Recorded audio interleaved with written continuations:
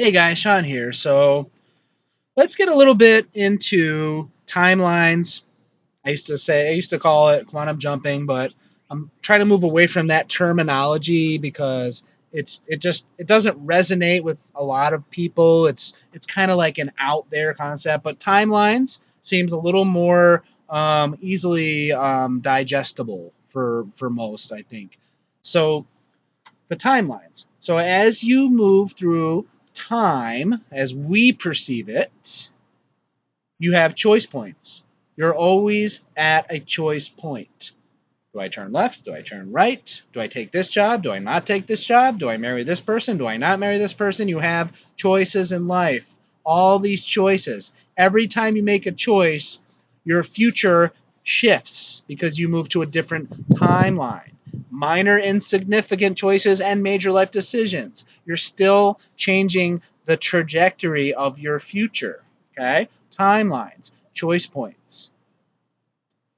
Well, now this time period, I'm going to call this the 2012 time period that we're in now with all these changes that seem to be happening in the world. This is a very important time. The Mayan calendar ending December 2012.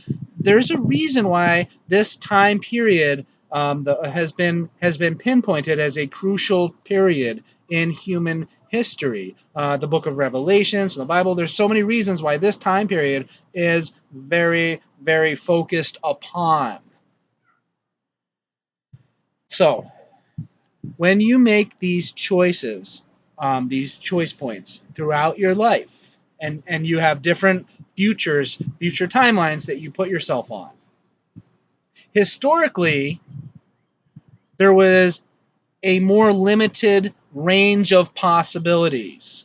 So let's say 1,000 years ago, if you were living then, you're making these different choices. Yeah, you could be super rich or super poor. You could live in that country or this country, but the world as a whole was going to be somewhat the same regardless of what choice points you picked, right?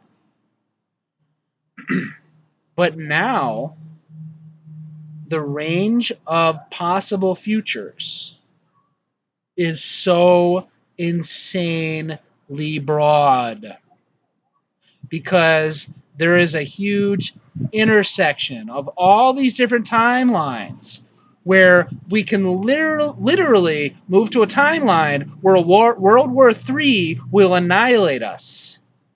Or perhaps we'll just be controlled by forces that have power.